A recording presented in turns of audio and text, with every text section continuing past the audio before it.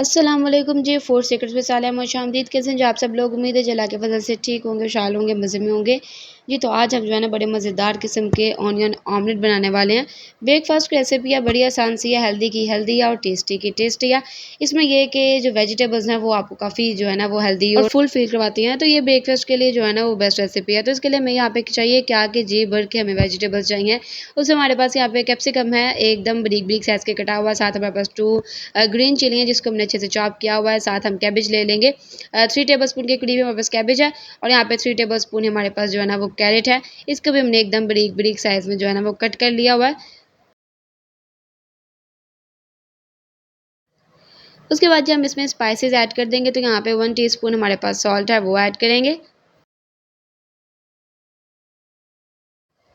Half tea spoon के करीब हमारे पास रेड चिली पाउडर है वो ऐड कर देंगे।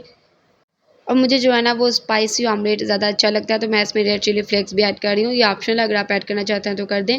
हाफ़ टी स्पून के करीब वो हम ऐड करेंगे, 1/4 टीस्पून ब्लैक पेपर ऐड करेंगे और उसके बाद इसको जो है ना वो अच्छे तरीके से हम मिक्स कर लेंगे।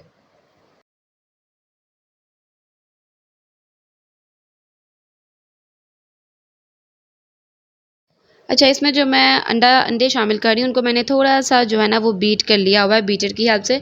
इससे ये होगा कि थोड़ा-सा फ्लफ़ी हो जाएगा तो वो बनने में ज़्यादा ईज़ी रहेगा क्योंकि हमें ओनियन ऑमलेट बनाना है तो उसके लिए इसका थोड़ा फ्लफ़ी होना एक ज़्यादा ज़रूरी है। आप इसको हाथ की हेल्प से या फिर आप इसको जो है ना फ़ोर्क की हेल्प से भी अच्छे से बीट कर सकते हो। तो आपने इसको थोड़ा-सा फ्लफ़ी करना है तो यहाँ पे 2 अदद अंडे लेके मैंने इसको अच्छे से बीट कर लिया और वो इसमें जो है ना वो शामिल करके अच्छे से मिक्स अप कर लेंगे।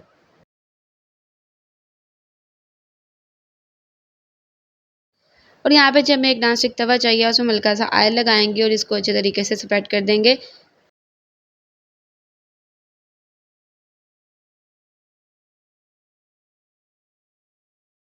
और उसके बाद जी हमें ये मेन जो इंग्रीडिएंट है या ऑनियन चाहिए गोल-गोल साइज़ में कटे हुए, ये इसमें जो है ना वो रख देंगे। कुछ सेकंड्स के लिए इसको जो है ना वो थोड़ा-सा इसकी निचली लेयर जो है वो उसको क्रिस्पी करेंगे और उसके बाद इसमें जो है ना ये बीट के वेजिटेबल ऑमलेट ऐड कर देंगे।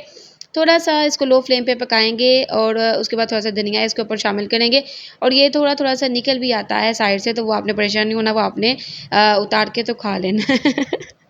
क्योंकि मैंने भी ऐसे ही किया था और उसके बाद आपने इसकी जो साइड है उसको चेंज कर देना और फिर कुछ सेकंड्स के लिए हमने इस साइड पे भी पकाना है और फिर हमने इसको उतार देना तो बड़ा खूबसूरत सा कलर आ जाता है दोनों साइड्स पे।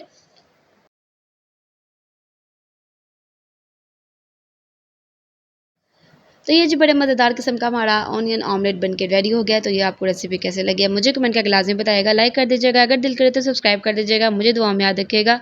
मिलते हैं इंशाल्लाह नेक्स्ट रेसिपी में। अल्लाह ने के बाद।